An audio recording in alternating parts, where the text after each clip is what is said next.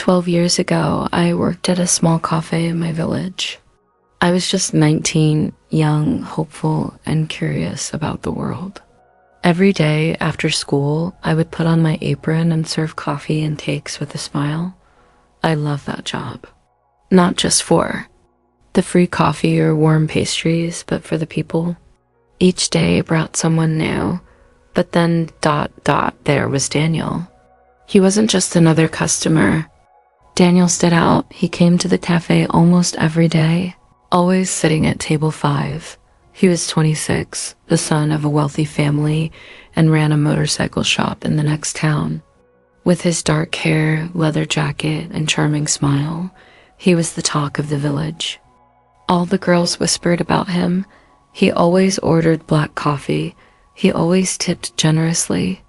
And he always said with a smile, "This is the best coffee in the whole village." That single line made me glow inside. I started to look forward to his visits, but not everyone felt the same. My father would frown every time Daniel's name came up. "He thinks he's better than everyone," he warned. "Stay away from him." Even my older sister, Maria, was cautious.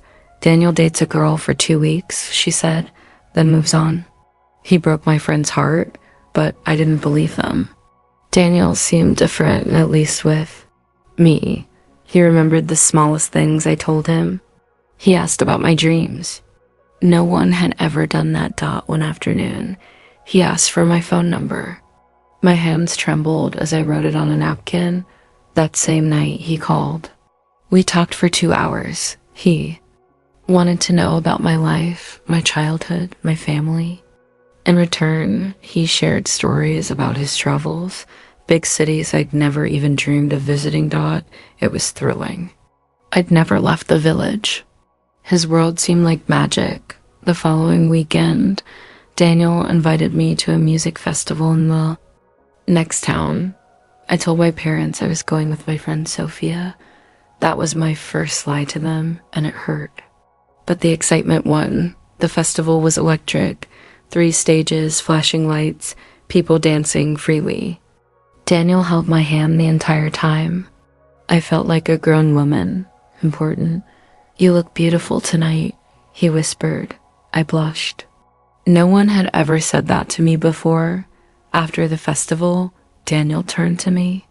"Let's go to my family's cabin by the lake," he said. "It's late. We can watch the sunrise from there." I hesitated. I was supposed to be home by midnight. But the idea of watching a sunrise with him, I gave in. I messaged Sophia to cover for me if my parents called. She agreed, but warned me, just be careful. The cabin was small, quiet, and cozy. A fireplace flickered gently.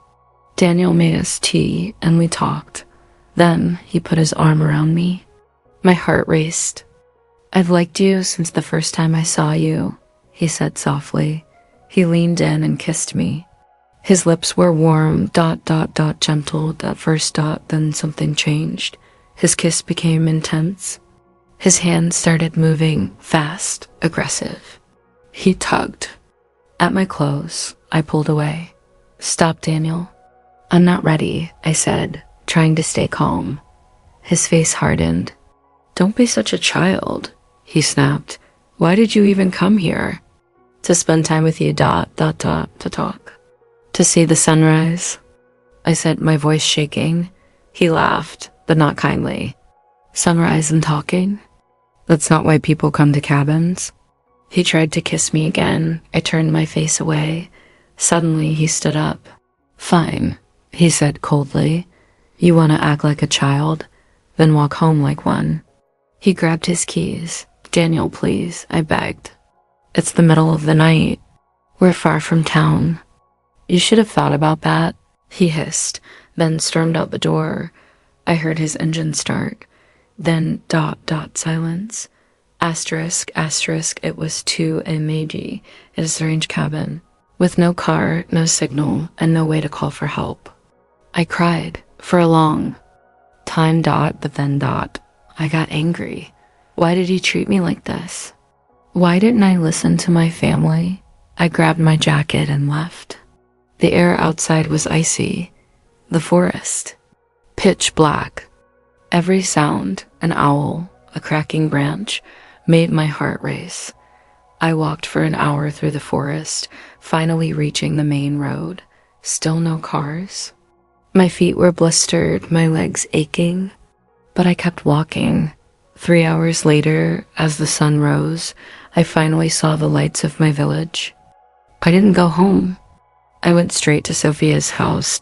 She opened the door in pajamas and gasped, "What happened?" I collapsed into her arms and told her everything. She made me tea, tucked me into her bed, and called my parents. She fell asleep here after a movie night, she told them. That morning, I didn't go to work. But Daniel did. He walked into the cafe like nothing had happened. Sat at table 5, ordered his usual black coffee. Smiled like always, I served him.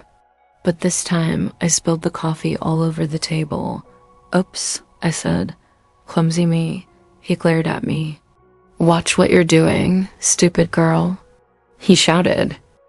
Everyone turned to look. Mrs. Patel, my boss, rushed over. She was a small woman with a big presence. "Do not speak to my staff like that," she told Daniel. "Please leave my cafe." Daniel stared in shock. No one had ever talked back to him. "Your coffee's terrible anyway," he muttered as he stormed out. Mrs. Patel turned to me. "Are you okay?" "No," I said honestly, "but I will be." I always loved the smell of paper and ink. My first year in the city was hard, but good. I made new friends. I learned new things. I grew stronger. I never thought about Lucas anymore. Then one day, it rained. Heavily. I had forgotten my umbrella at home. After my shift at the bookstore, I stood under the shop's awning, waiting for the rain to stop. The rain felt like silver sheets. People rushed past with umbrellas and raincoats. Man stopped beside me. He held a large green umbrella. "Need some help?" he asked. I looked up. He had kind eyes and a gentle smile. He wore glasses and a blue sweater with small water spots on the shoulders. "I'm Thomas," he said. "I work at the music store across the street. I see you at the bookstore sometimes." "I'm Maya," I replied. "Thank you, but I can't wait. The weather report says it'll rain all night," he smiled. "I'm heading to the subway. I can walk you there if you'd like." I hesitated.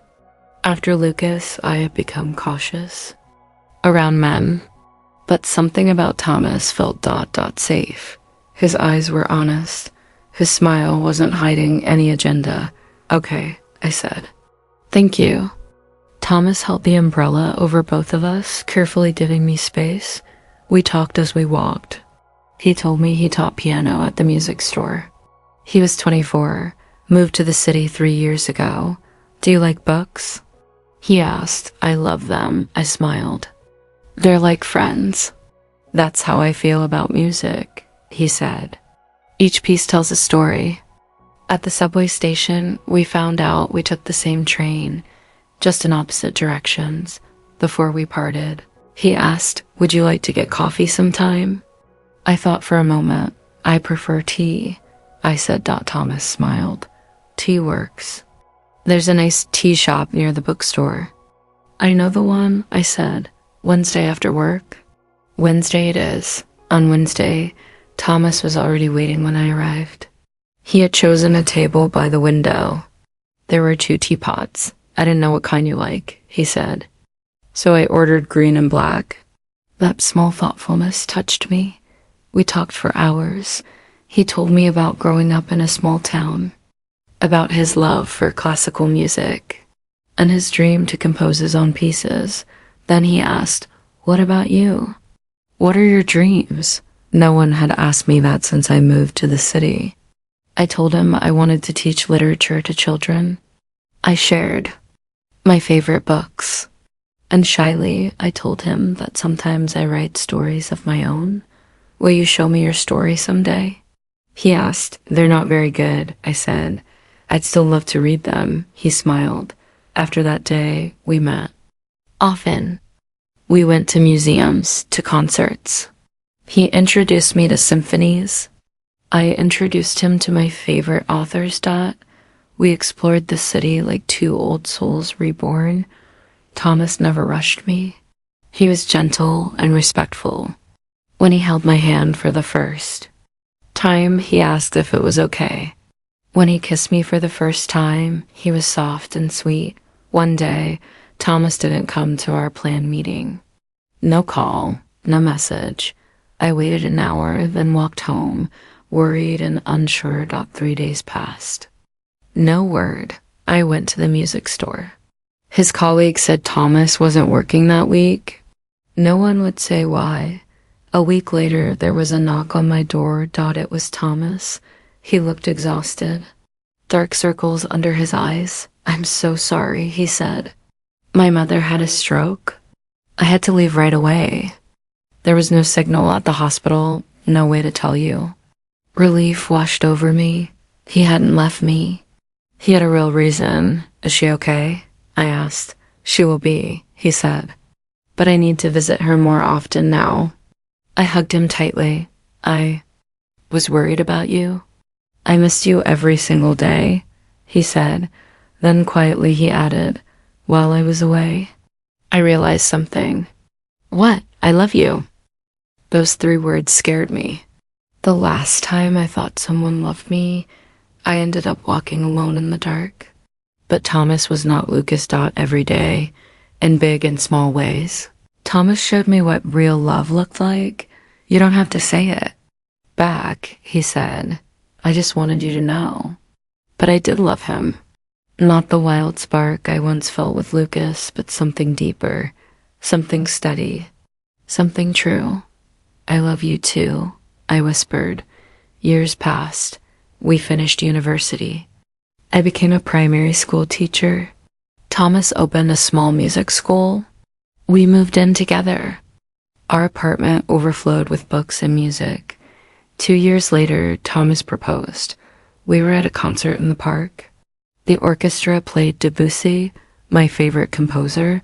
During the final piece, he got down on one knee. "Maya," he said, "you brought words to my music. Will you marry me?" I said yes through happy tears. We married in a garden. My family came from the village. Thomas's family came too.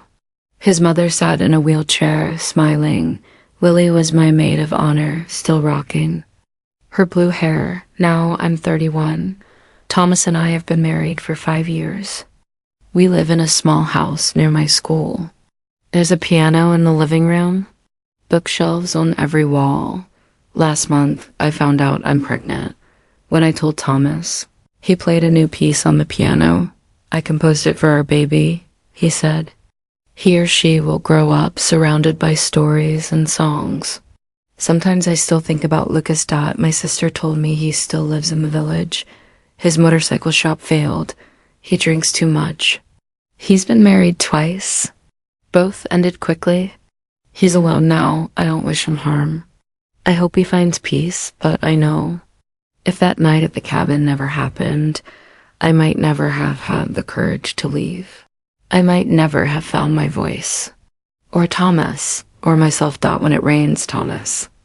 I still share that green umbrella. We walk under it together, talking and laughing. The rain falls around us, but we stay warm and dry. Life isn't perfect. We argue sometimes. Money gets tight, but we face everything together. With kindness, with respect, with love. I learned that one bad chapter doesn't mean the whole story is ruined. I learned that love isn't meant to hurt or scare you. I learned that sometimes you have to walk through darkness to find the light. And if you are going through hard times, please remember, pain is temporary. Storms pass. There is sunshine after rain. Trust yourself. Be patient. The right people will come into your life when you're truly ready for them. Thank you for listening to my story today. I hope it brought you comfort, hope, or at least a moment of peace. If you enjoyed this journey with me, Please consider liking this video and subscribing to the channel. Your support means the world to me and helps me continue sharing stories that touch hearts. Leave a comment. Have you ever faced something painful that led to something beautiful? I'd love to hear your story. I'll see you in the next video. Until then, take care.